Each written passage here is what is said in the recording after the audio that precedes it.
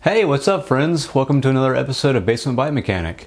And today's video, we'll be doing a Schwinn Discover. We're working on a Schwinn Discover, and the customer actually got into a car accident where I guess somebody must have plowed into the side of his bike, because as of right now, this crank arm is bent in and the front wheel is just completely wobbled. So yeah, doesn't want a tune-up. All the customer wants is to make sure that the wheel is good, in good shape for riding again. Obviously the crank arm so they can start pedaling again, and just to make sure everything's safe. I was checking out the headset, and this is kind of wobbly as well. It kind of just moves around, so it definitely got jostled whenever he was riding his bike and got hit.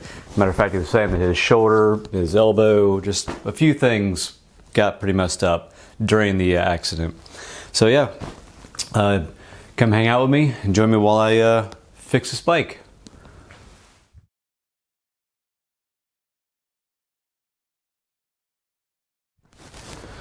So yeah, the first thing I'm going to do is take off this wheel. I was looking through my inventory, and I believe this should take care of what we need to get done. This is a 700. I believe it's about the same width, like a 32C. So yeah, I'm going to use this, which is basically already true, to replace this one, and we'll go from there. So let's get to it.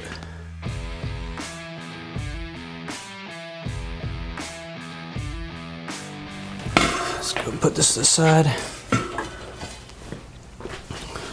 Go ahead and remove the wheel. There we go. All right. Man, I can't imagine what it must have been like to have gotten hit by that car. It makes me wonder, you know, what position the rider was in whenever it got hit, especially if you hit the elbow. I mean, I guess you could have hit the hood of the car, or I mean, even to bend the crank arm. Wow. I mean, it's it's pretty bent in, so that would have sucked. So anyway, let's get to this. Okay, let's see what we got here. First up, let's go ahead and remove the air to make it easier to remove, so we can move this tire. I feel like I've had close calls in the past with bikes as well, just riding around my neighborhood and just trying to, you know, enjoy the sights and whatnot. But yeah, I've been very fortunate not to get hit. But sadly, a lot of people have gotten smacked by cars, the rear ends, heck, even motorcycles and whatnot. But obviously, a motorcycle is way different than a bicycle. Wow, I'm just looking dead on to this wheel. If I can show it to you on the camera and let you get an understanding of how bad it is. All right, there we go. So keep everything, just moving it from one wheel to the next. But see if you can get a understanding of what that looks like. It's pretty wobbly. When you spin it, you can definitely see if I can. Yeah. Just look at that wobble. Another one, just like the previous video. Good grief. I mean, man. All right, I'll put that to the side. Obviously, we'll be decommissioning that wheel. I might be able to true it. I don't know. It looks pretty bad. I've had to true pretty bad wheels, as you've seen in the past. But I don't know. I'll think about that. But for now, let's go and make sure that we get this thing where it needs to be. I'm going to fill this up just a tad to make it a little bit easier to work with.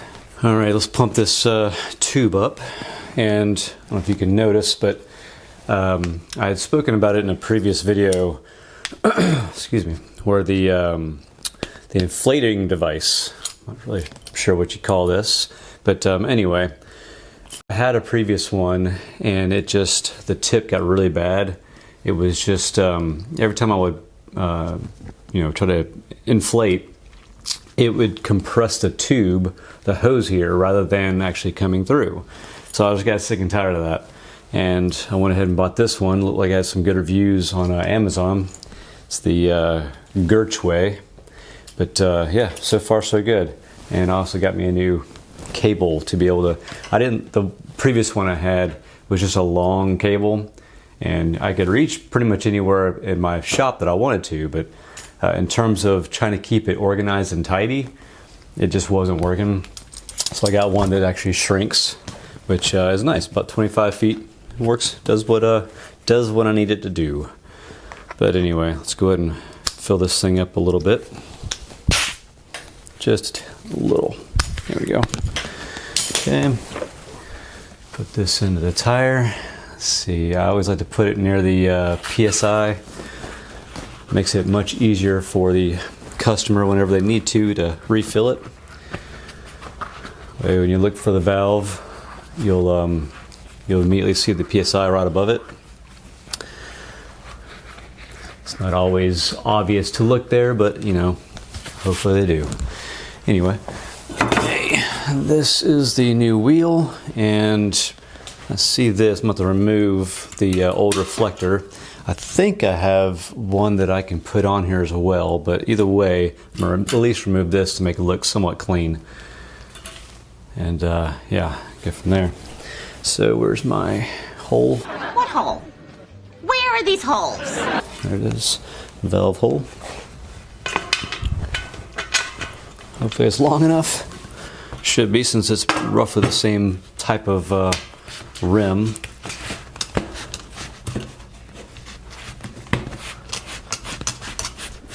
Okay, rotate it to keep it going. Hopefully all works well, because like I said, it's a 700. It could be a little bit skinnier, but I don't think it's by much, if any.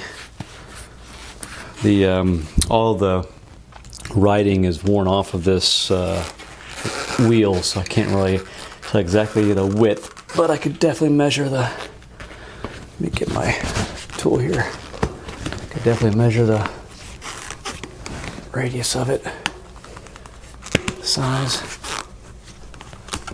Come on.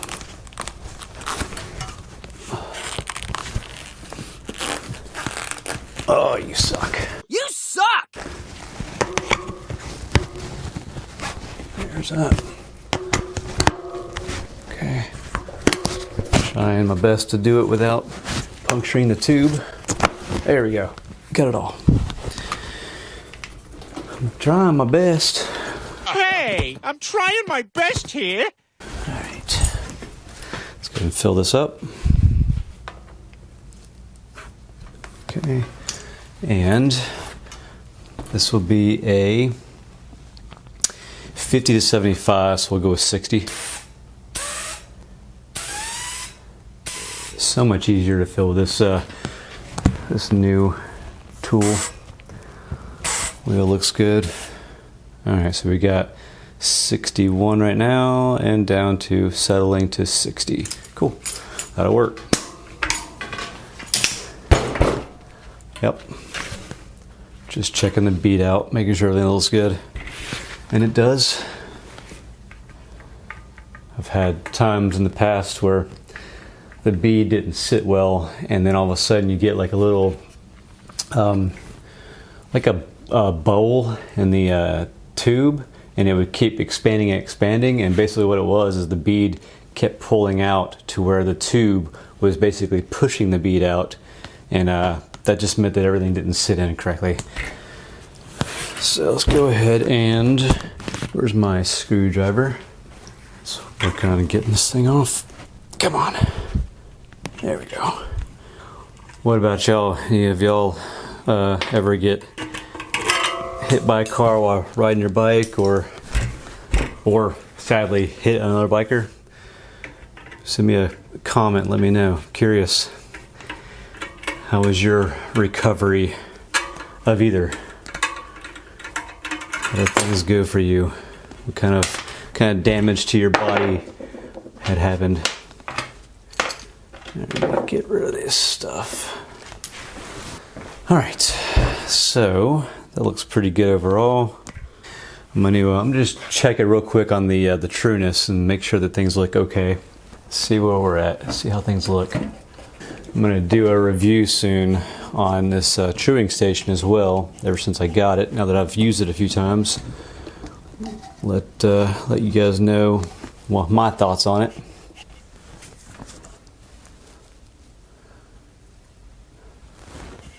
Looks pretty good. Got a little bit of I'm gonna fix the wobble that I see. There is a little bit of one, but it's not bad.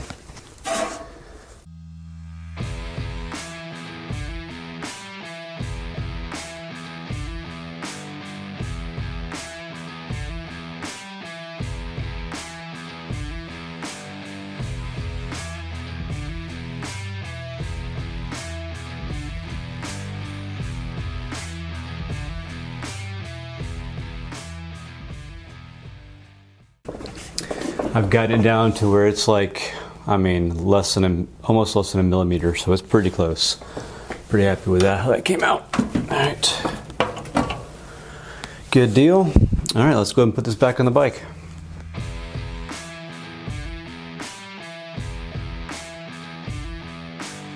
Putting this new wheel on now. Oh wow, I was looking at the brake pads. They look pretty rough too. So the pad itself got turned in some. So I guess whenever the car hit, it obviously hit the wheel as well. And so therefore when it bent it in, the brake pad also got bent in. So maybe he was pressing the brake at the same time when it happened, the accident happened, causing that to screw up the brakes. So I put the brakes on now too. All right. Okay. Oh. Much better. Much better. All right. Wheel is good, so we're good there. Now, yeah, the brake in the front has a little bit of life left, but not much. But being that this brake on the right is so toast. You're toast. I'm gonna go ahead and replace both of them just to make them right. That was the one in the rear. The one in the rear has some life to it, so I think we're good. So yeah, I'll just replace these. Let me go ahead and get that going. So I'm gonna put some new pads on here. I'm gonna measure them to figure out which one I want to put on there. Wow. The V-brake arm is quite loose too. Everything just got messed up on this thing. Let me measure this real quick. Actually, yeah. I'm gonna use my caliper, my trusty caliper, and see what we got here. See, look at that. You can, maybe you can see it, but let me turn around. Look at that thing. Just got bent. See the bend right here? You got bent in. Looks nasty. Looks like it hurt. And we got, this is basically a 55. It says 59 only because it's bent in, but yeah, it's basically a 55. So I'll use that one for this bike. And get the other one off too. And like I've said in the past, I don't usually keep all the hardware that falls off of it, just because whenever you get new pads, it comes with all that stuff anyway, so there's no reason for it. You might want to keep a little bit for future things like installing caliper brakes, trying to raise them up or down or whatever, but that'd really be the only reason you keep them, pretty much. Alright, so lube up the pin that you put it on. I can't remember the name of this thing, but anyway, ooh, put a lot of grease on there. Didn't mean to put so much on, but it'll work. And I'll probably be doing the same thing for the other side. Alright, let's hope for the best here. Maybe, just maybe, it just needed to be removed and adjusted a bit. Okay, that's in there. Okay. It almost looks like a spacer could be in there to help out, because the pin that comes out that holds the V-brake in place, it looks like it's coming past this V-brake arm in terms of the insert where it's going into. But let's see what I can do here. Yep, that's pretty much what it's going to be. I think it's, I wonder if I have, okay, so the other one, the rear, which did not get hit, that's also a little bit, has a little bit of play to it. So honestly, I think we're fine. I just noticed how loose it felt, but for all I know, it could have been like that forever. I'll just mention it to the customer because I don't have any of these in stock. However, as long as they're latching onto the rim as they should, then we should be fine. But at least I've got it nice and lubed up so that it can turn easily. Okay, I'm gonna do the other side as well, just so they're both firing on all cylinders. It's firing on all cylinders. Okay. Take this one off. Yeah, it looks about the same. All right, let's go ahead and lube up this pin as well. Lube it up. We're ready to look up the name of these things. I don't always know the name, I just know how to fix them and work with them. All right, let's put that back on. Oops.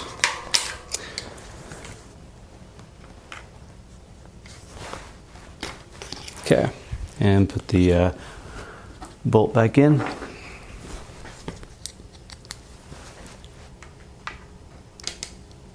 Nice. Okay, both are on. I don't like that wobble, but whatever. They're not going anywhere. And now for the brake pads. Install this one. Come on, before I lose the piece. All right, and tighten it.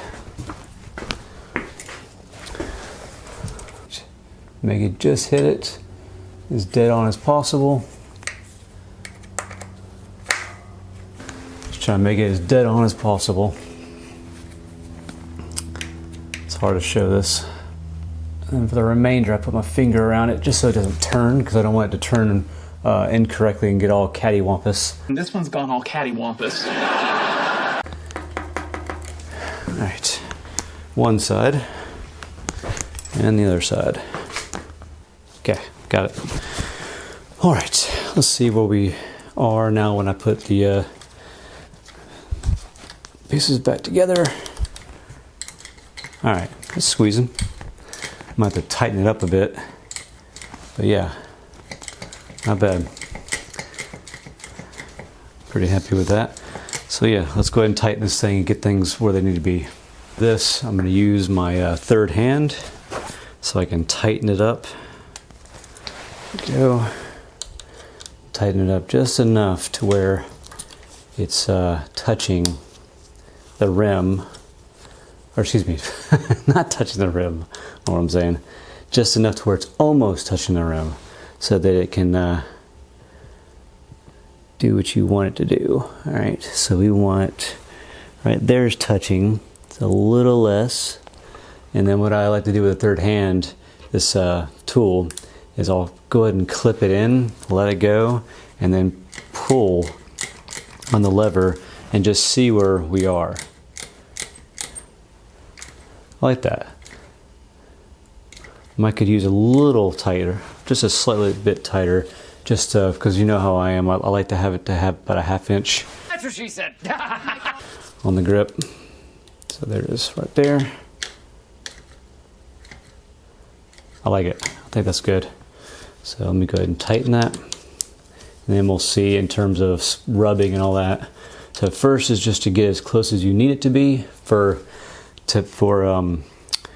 squeezing, and then the second part is centering them so that they're not rubbing against the pads aren't rubbing against the rim. Of course, that also has to do with truing. Okay.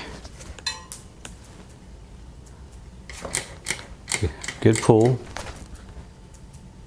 I mean, that's barely touching. Can't tell. And this fender got a little messed up too, I can tell. It's hard to, it's plastic and it's a little bent, so it kind of wants to do its own thing. Okay. I think I hear it on my side that I'm facing, so I'm going to try and tighten it up a little bit and pull. I'm going to allow this arm to pull slightly more on this side than that side.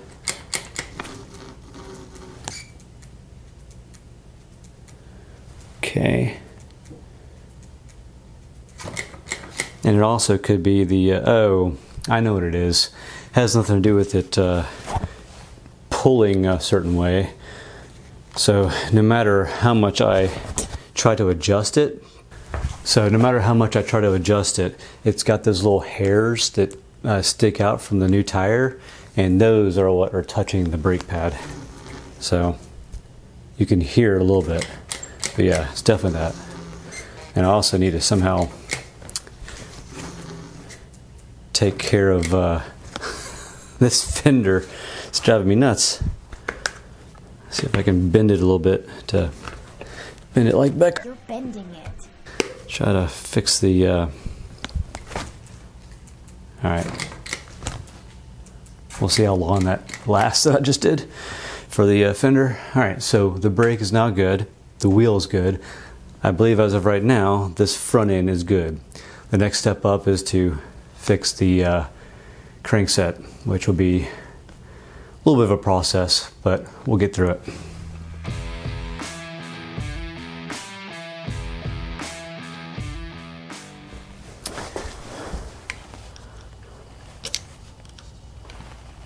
There we go. One off.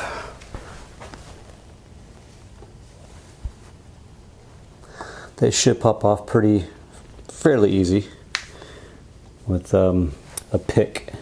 You can use a pick to get them off. There we go. Both of them off. And now we unscrew. The dummy tubes just unscrew. I can't even move the crank arm out of the way because it's bent. There we go. All right. And I ordered a crankset, so we are ready for that. Just gotta install it.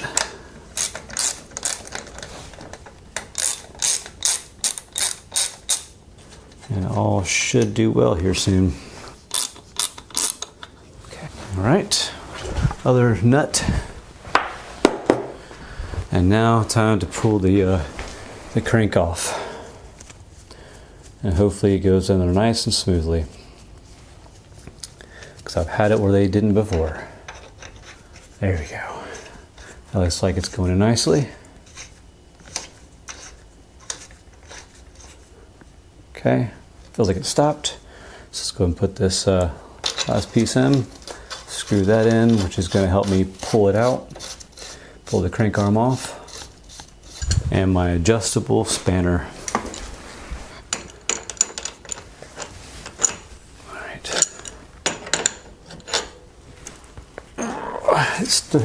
Typically when you do this, it starts off really tough and then it starts to feel like it's relieving itself. What a relief. And then you can pull it off.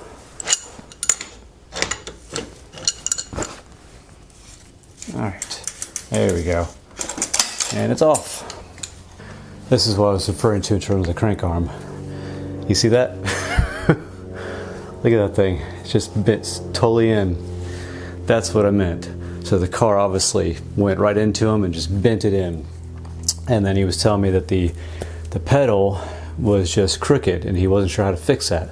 Well, the only way to fix that was the crank arm. So I'm gonna remove the pedal so we can put that on the new one.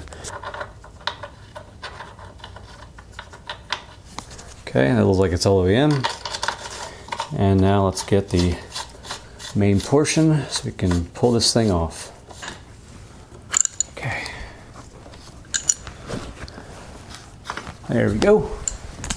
here is what's going on it. It's should be 175 mil for the reach, which is the same as what he had before. Okay, beautiful.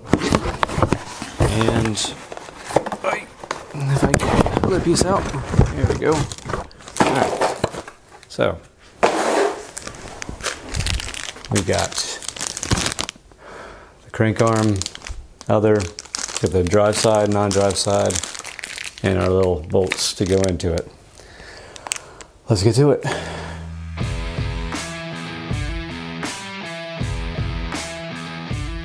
Let's go ahead and fit this on.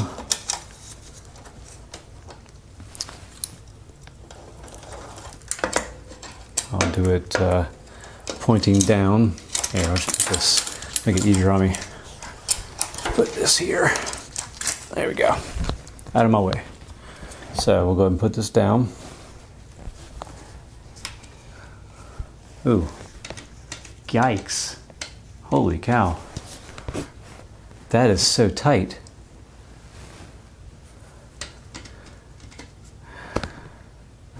That concerns me a little bit.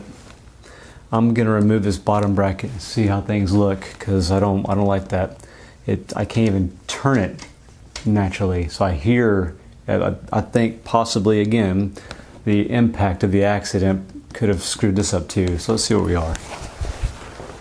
Just trying not to do too much of this stuff, but one thing after another. Ooh, yeah, the bottom bracket. The grease is pretty old, so the bearings look pretty bad. I'm gonna go ahead and clean these just to make them right. I just want everything to be riding as it should. So no more issues. All right, so I need to unscrew the lock ring real quick too. The other side. It's usually not put on too tight. Sometimes it's even hand tight, which is fine. But it just needs to be on enough to where it's not going to, it's going to help prevent the bottom bracket from tightening or loosening at all, so that it's pedals perfectly. Between these two, which you can see are pretty nasty, I'm going to go ahead and clean them off and then re-lubricate everything. Just make it all right so that it pedals correctly. I'm already in there, I'm already doing the crankset, might as well take care of this too.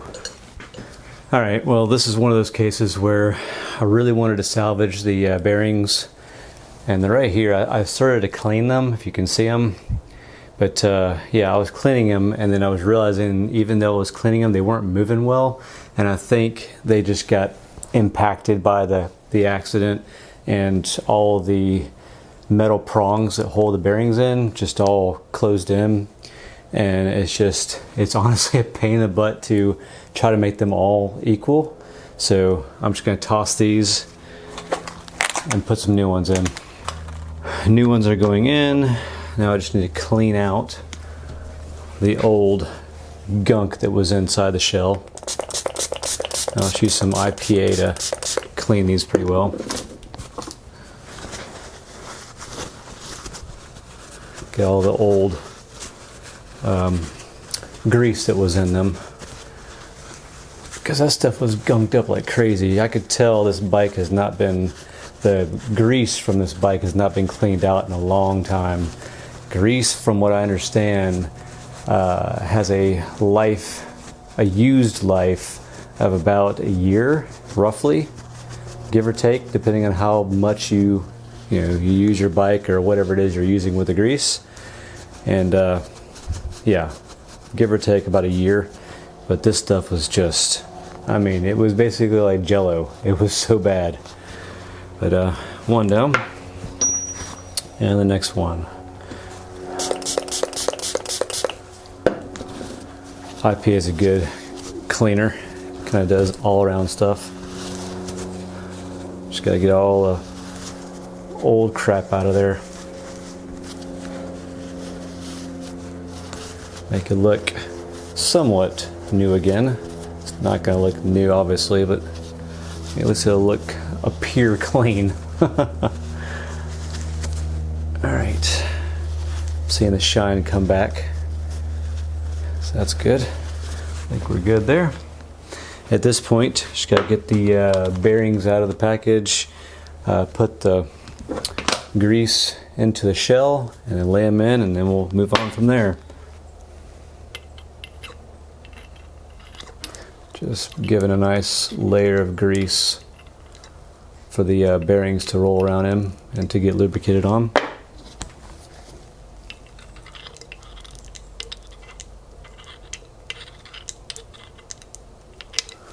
Okay.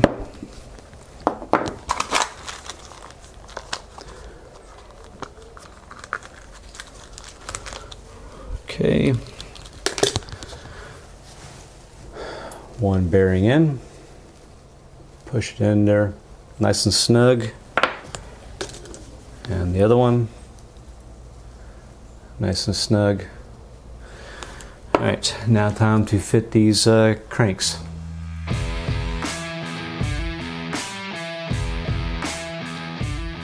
Alright, first we need to put the bottom bracket back in, and it should be the same on both sides. Yep. So, to tighten it, you go to the left behind, and then to loosen it forward. I had to think for a second there to remind myself. Actually, before I do that, let me lubricate the shell. Just helps it to go in a little better and to be removed easier as long as you're maintaining your bike properly. If you're not maintaining your bike the way you're supposed to, the grease will just go bad over time, which then makes it tough on us mechanics to remove and take care of your bike for you.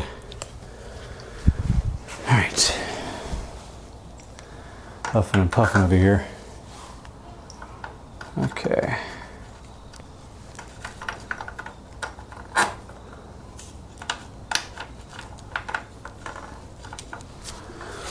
Get from this side. Trying to find the groove. I'm getting my groove back. I'm getting jiggy with it. Come on.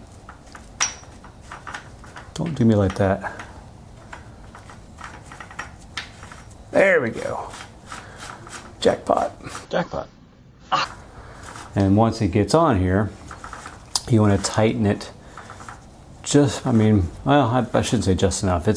You want it to be pretty snug on there. You don't want the sucker coming off. Okay.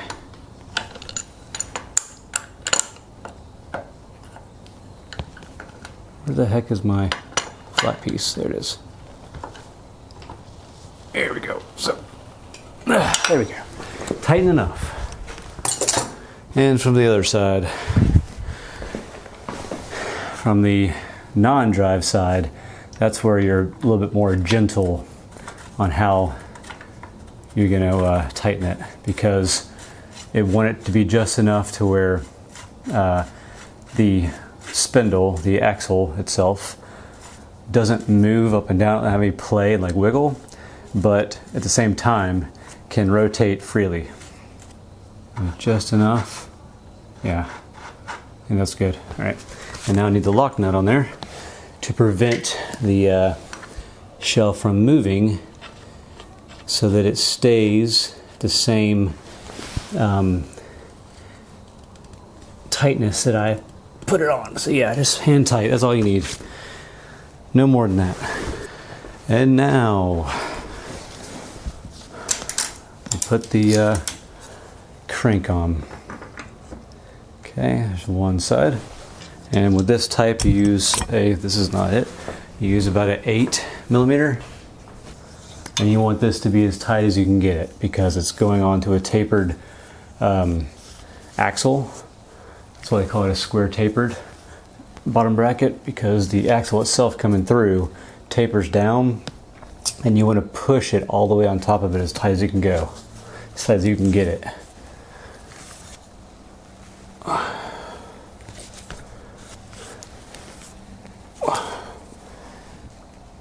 Okay, that should be good. Yeah, nice. And for the other side. Okay, and then obviously install the complete 180 of what you just did. Otherwise, you're gonna be pedaling weird. Okay, that's good enough. Beautiful. It's also, I mean, it's a good, I put some grease on it just because it makes it easier to put on, but it's also a good idea, instead of grease, put some Loctite, temporary Loctite. That when you put them on, they obviously stay on for longer. But Loctite takes a few hours to set, so it's not easy to do. Uh-oh. Okay, good.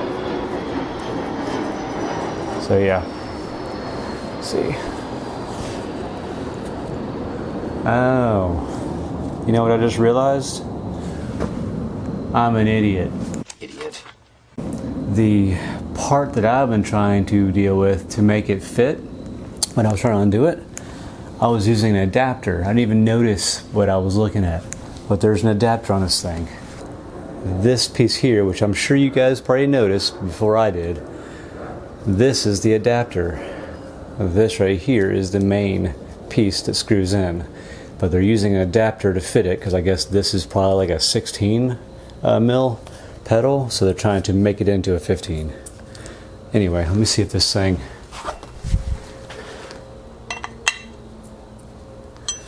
let's see if it fits. Yep, see, that goes on, but this one, that's strange. Anyway, that's why it didn't work. Mystery solved. That goes on. So I want this to go this way, so I need to go this way. Go, tighten it on there. Really good. All right, that's on. Get this out of the way. Always racks my brain when I'm trying to do it correctly with the pedals. I'm trying to think of which way I need to turn, which way I need to turn this thing in order to make it tighten. But this is the way.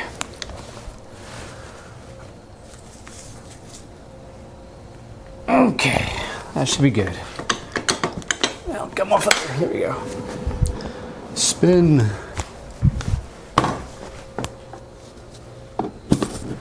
All right, let's put this chain back on.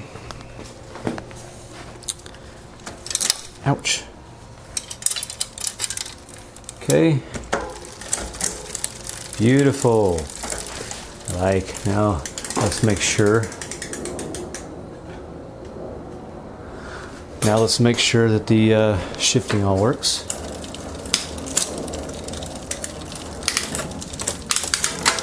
Okay, I see it. I need to adjust the shifting a little bit. So that's 7, and 7 is not all the way down. So let's fix that real quick. Okay, nice and loose. Let me tighten this all the way, the barrel adjuster all the way in. Can you see me? Not that it matters if you can see me or not. Turning the barrel adjuster all the way in, loosening everything pretty much. Okay. All right, now this should level out once I turn it. So, unless of course, of course, the hanger's bent too. Oh boy, one thing after another. I should have seen that coming. Considering you got hit on this side, obviously it's going to hit this. So let's fix the hanger too.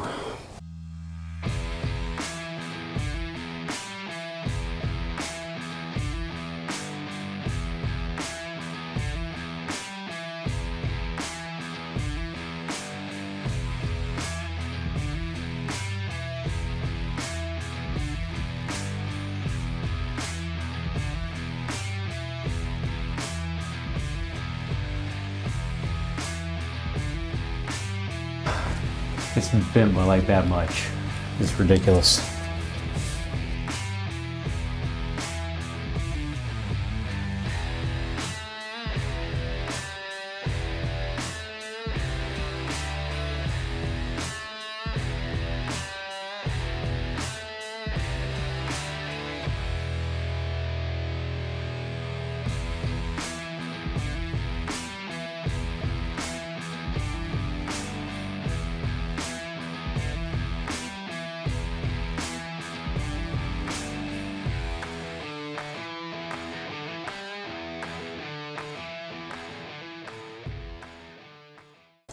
This is without putting any tension on it, so the objective here to get it correct, no tension should be on the cable whatsoever, and the derailleur and hanger should be working together to be straight to make sure that it's going to each gear correctly.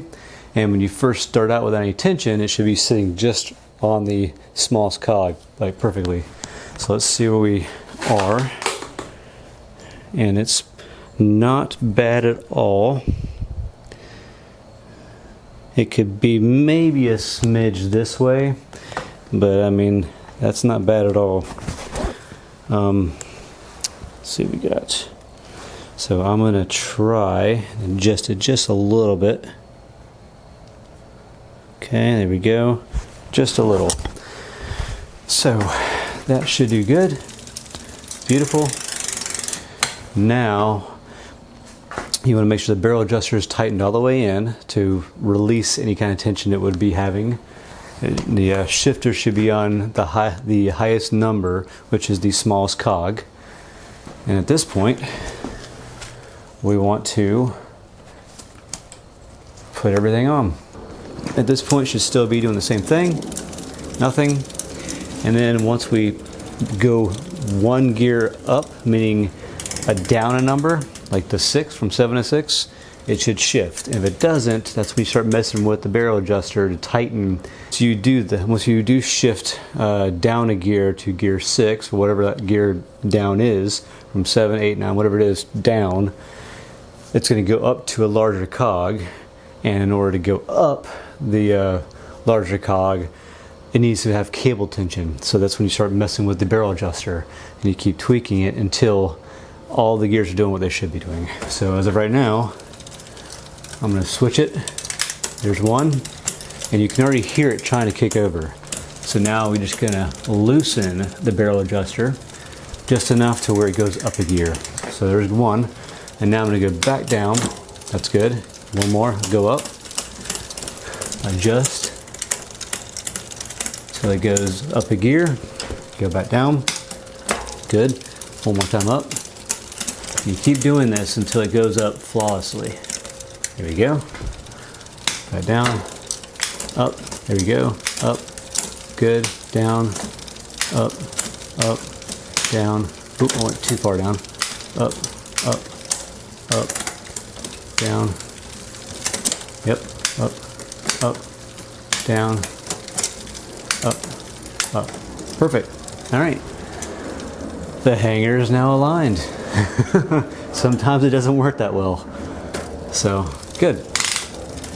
That's good there. And now let's make sure that the front is good too. I don't hear it scraping.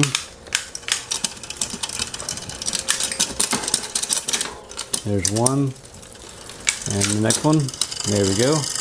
Now that one does have some sound to it. So let's correct that right now.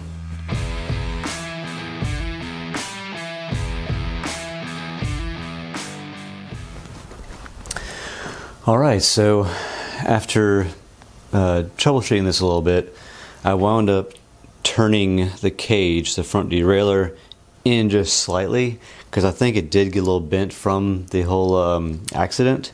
So yeah, turning it in just a little bit allowed it to jump up again, go down, and down again. And this is the kind of shifter, or excuse me, cage, front derailleur, that you kind of have to just move as you go. I shouldn't say this cage, it's the shifter that has that issue. It doesn't have numbered gears, it's just kind of a free-flowing shifter to a shifter that you just go into, get it where you need it to be, and then once you do, you can move it forward a little bit just to adjust the spacing where the chain is and go from there. So it's just not like a typical type of shifter, but it works just fine. So yeah, now the front's good, the rear's good. I'm going to, I guess I could probably lube up the chain a little bit just to give a little bit of happiness to it. But yeah, all in all, we're in a good place. So yeah, thank you for joining me today on this bike repair video, and look forward to seeing you on the next one. Take care.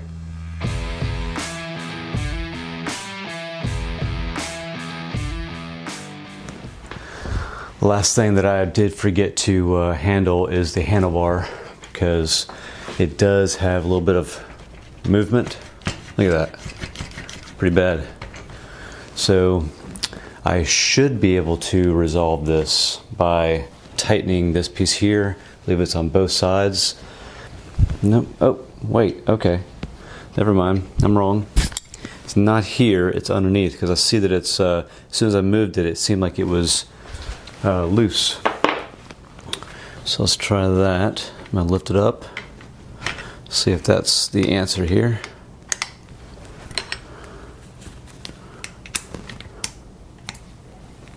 Okay, it's turning in.